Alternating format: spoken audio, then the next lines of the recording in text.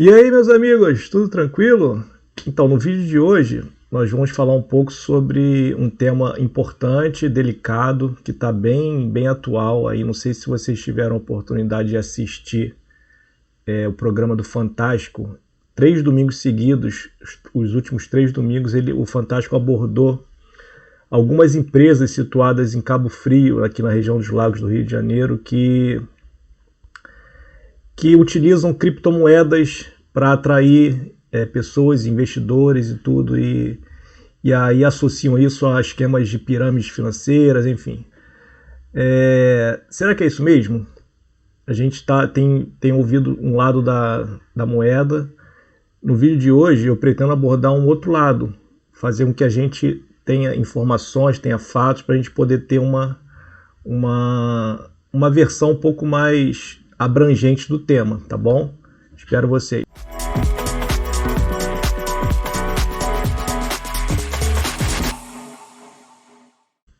Bom, então vamos ao vídeo, vamos tentar esclarecer de uma vez por todas, né, esse assunto tão polêmico, né? Para isso eu vou compartilhar aqui a tela mais uma vez, para mostrar aí as apresentações.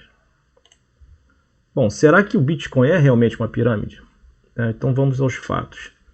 A lei aí que o Ministério Público utiliza, né, nesse contexto é a Lei 1521 de 1951.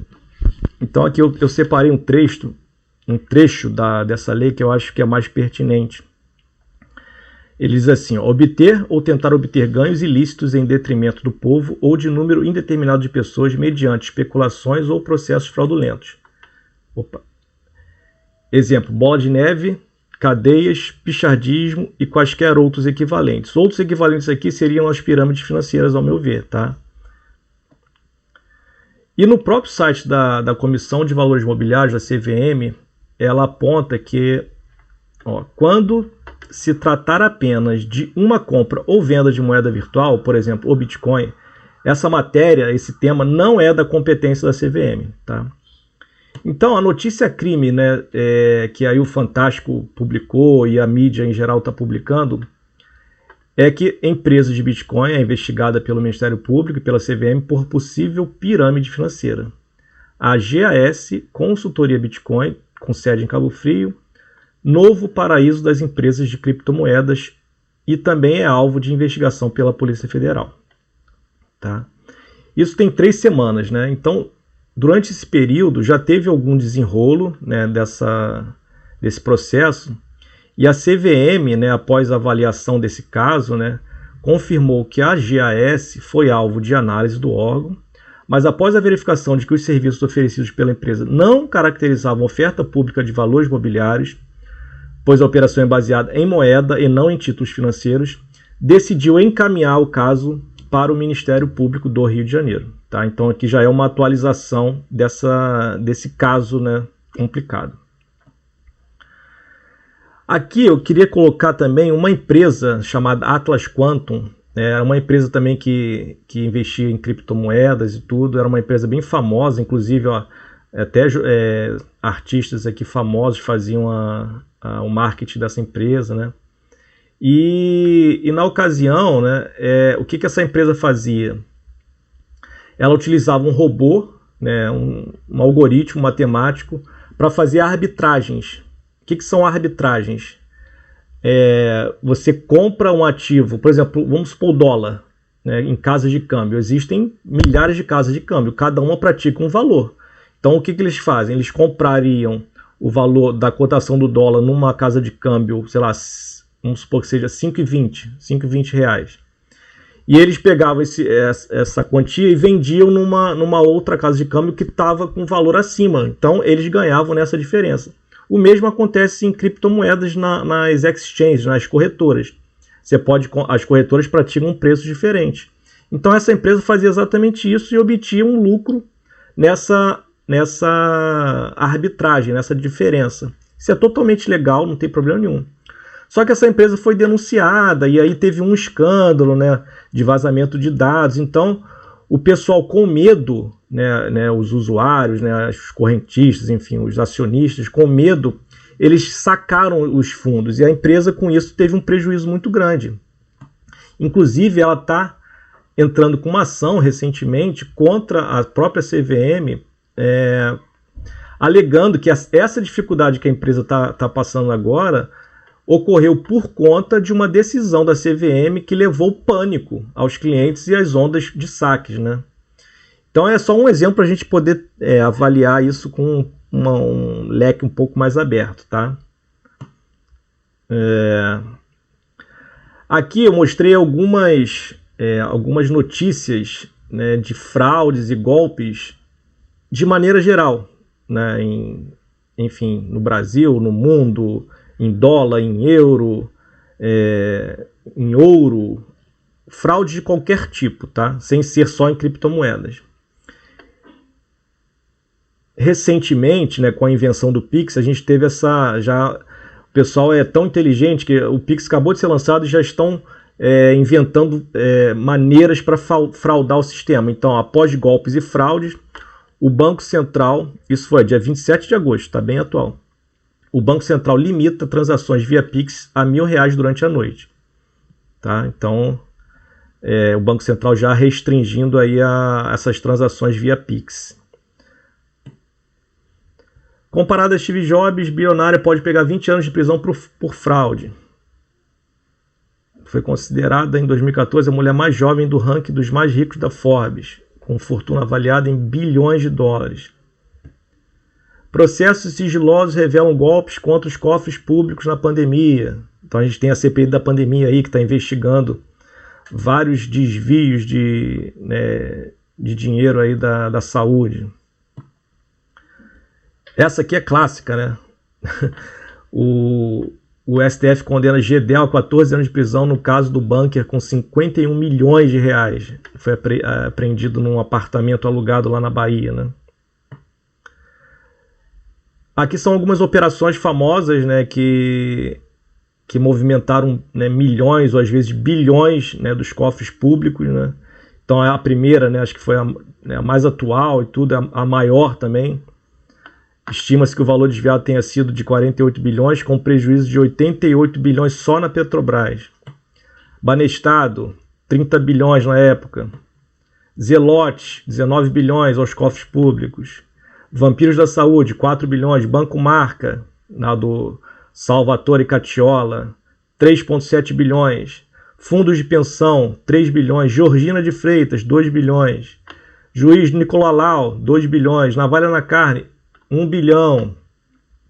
Anões do orçamento, 800 milhões. Ou seja, é muita falcatrua, né? Muito desvio, muita corrupção.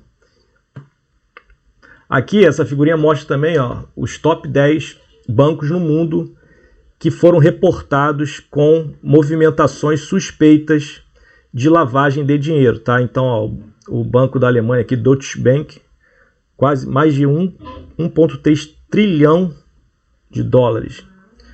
JP Morgan, 504 bilhões. E assim por diante. HSBC, enfim. Banco da China. Operação apura fraudes de 2,5 bilhões no sistema financeiro. A origem de recurso é pública, já que a primeira empresa fictícia obteve um contrato com uma agência de fomento econômico estatal e outro com a Caixa Econômica Federal. Isso também é bem recente. Sistema financeiro tradicional, tá? É o sistema financeiro que a gente está acostumado, os bancos, enfim. Fraude bancária é o crime que mais movimenta a internet. Por que muitas vezes criptomoedas são erroneamente associadas a pirâmides? Porque, por si só, a natureza delas, em alguns casos, em algumas épocas, é de rendimentos bem elevados. E aí o pessoal utiliza esse pano de fundo desses rendimentos, dessa assimetria de valorização, como um pano de fundo para poder estimular, aguçar a curiosidade de pessoas para atrair, né, para a empresa, enfim. E aí a pessoa que é de má índole, né, ela usa essa atração, né, esse pano de fundo, e depois ele some, pega o dinheiro das pessoas e some. Então a gente tem que saber separar o joio do trigo. Tem empresas idôneas e tem empresas de trambiqueiros, né? Você tem que estudar, fazer a sua pesquisa e estudar as empresas e perceber o histórico delas e tal. Então, a batalha de reserva mundial. Existe uma concorrência muito grande, né, com relação a criptomoedas, o próprio dólar, como uma reserva de valor. Então, há essa briga, há essa competição, e obviamente que aí os governos, né, lá o governo dos Estados Unidos e, enfim, os governos nos países ao redor do mundo todo, eles lutam contra as criptomoedas, porque é uma concorrência muito grande, né? E aí também, olha, os avanços da CBDC brasileira e seus impactos para os bancos e criptoativos. Então, o que está acontecendo hoje em dia? Né? Há pouco tempo atrás, a maioria dos bancos eles eram extremamente contra criptoativos. Inclusive, eles despachavam os clientes que falavam que investiam em criptomoedas. De uns tempos para cá, isso veio mudando.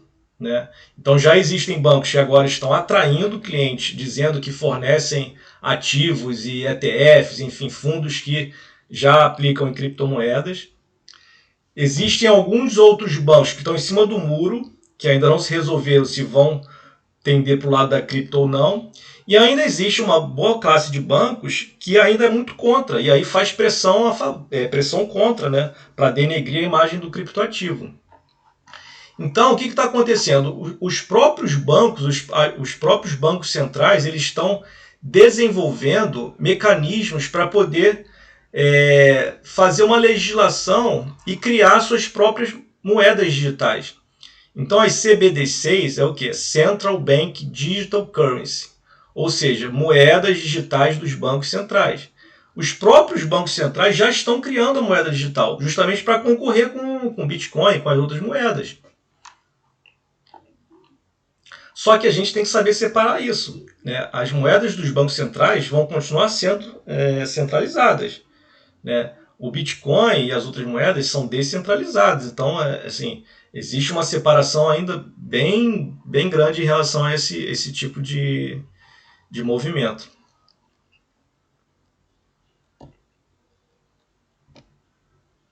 E aí, recentemente, dia 29 de agosto, né, a Deloitte, é uma empresa muito conceituada, ela publicou uma pesquisa, né, sobre a blockchain. Então ela fez uma pesquisa aí com 1.280 executivos sêniores de 10 países diferentes. E perguntaram para eles qual era o... 3 em cada 4 entrevistados acreditavam que as criptomoedas vão substituir as moedas fiduciárias tradicionais. Então, assim, esse assunto já está amplamente difundido no mundo todo, de que as criptomoedas elas vão substituir as moedas fiduciárias tradicionais. Essa pesquisa foi publicada 2 dias atrás, né? Então, tudo isso faz com que os bancos, enfim, os governos batam firme contra o avanço das criptomoedas. E aí promovam algum tipo de fake news, obviamente, ou exageram as informações. Aqui nesse último gráfico a gente percebe exatamente isso, né? Que antigamente a gente tinha, né, a troca, né? O nosso comércio era feito à base de troca, o escambo, né?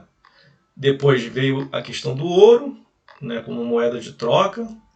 Depois foram cunhados aí as moedas de metal. Depois o dinheiro em papel, que é utilizado até hoje, que ao meu ver já está com os dias contados. Em seguida foram criados os cartões de crédito, né? E atualmente, recentemente, nós temos aí o dinheiro eletrônico. Um exemplo do dinheiro eletrônico centralizado é o próprio Pix, né? Um sistema de pagamento.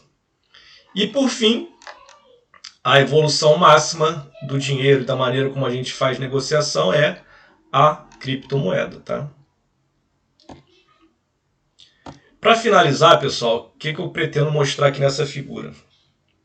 Esses são projetos, né, são recortes de projetos que alguns eu invisto da área de DeFi, de finanças descentralizadas. É uma classe do ecossistema das criptomoedas. O que esses DeFi eles pretendem fazer? É como se fosse uma renda passiva. Você empresta dinheiro você fornece liquidez para alguns pools, algumas piscinas de alguns ativos. Então, em alguns casos, eles promovem rendimentos elevadíssimos, né? Esse caso aqui, por exemplo, em 30 dias, ele paga 126%, uma coisa surreal. Esse outro, 17% ao mês. Esse outro, um pouco menos, 9,37%. Aqui já está 12,15%. Tá? Obviamente que essas porcentagens elas variam de acordo com o número de pessoas. Conforme o número de pessoas vai entrando no projeto, essa porcentagem vai diminuindo, o risco vai diminuindo. Então, por um lado, isso é bom, porque conforme mais pessoas vão entrando nesses projetos, a moeda, né, que essa pessoa está investindo tende a valorizar. Então, uma coisa acaba compensando a outra. Bom, então, para resumir, pessoal, qual era a minha ideia aqui desse vídeo, tá? É trazer informação. Informação no sentido de vocês, né, terem um pouco mais de conteúdo para poder analisar, né, e separar um pouco as informações. Não é só ouvir o que está na mídia e tomar uma opinião. Acho que a gente tem que recorrer, tem que estudar um pouco mais para poder ter uma visão um pouco melhor, um pouco mais abrangente. E a ideia desse vídeo foi justamente essa, trazer um pouco de conteúdo e mostrar que criptoativo não tem nada a ver com fraude, pessoal. Criptoativo é uma classe de ativo de investimento como qualquer outra classe. Corrupção, fraude, pirâmide, já existiram, existem hoje e vão continuar existindo. Existem pessoas de má índole que vão continuar existindo, não tem jeito. E esse tipo de fraude, ele ocorre com o dólar, com o real, com o ouro, com qualquer moeda, não só com criptomoeda. Então, quanto mais existem mais dólares no mercado. Então, obviamente que as fraudes vão ser maiores no dólar. À medida que as criptomoedas foram avançando, talvez o número de fraudes aumentem, porque as pessoas elas são maldosas. Só que, na minha opinião, eu acredito muito mais na segurança, na confiabilidade da blockchain, enfim, das criptos, do que no mercado tradicional. Porque no mercado tradicional a gente viu que é muito mais difícil de você rastrear uma fraude num paraíso fiscal desses. Nas criptos eu mostrei que existe toda ali a transparência, você consegue identificar todas as transações. Então a gente tem que separar essas coisas, pessoal. Vamos parar de simplesmente julgar esse mercado de cripto sem a gente ter as bases. Vamos analisar com um pouco mais de clareza aí. E com relação a esse problema lá em Cabo Frio, essa questão lá do Novo Egito, a gente também tem que analisar com frieza. Por quê?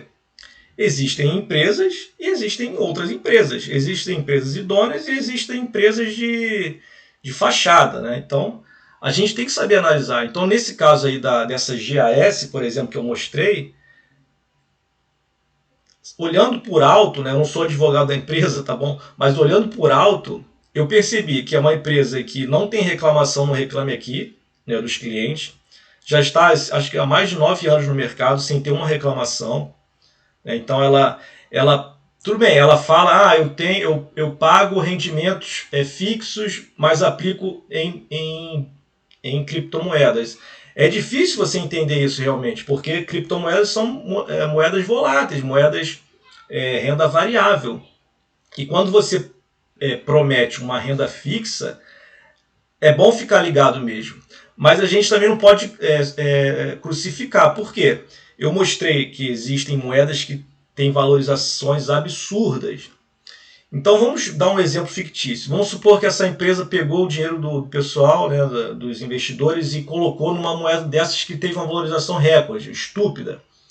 O que ela fez com o lucro? Ela pode pegar o lucro e guardar numa espécie de poupança, como aquelas que eu mostrei lá na renda passiva, que dá ali rendimentos de 12%, 20% ao mês. E com isso ela pode ir gerando aquele caixa e honrar os compromissos.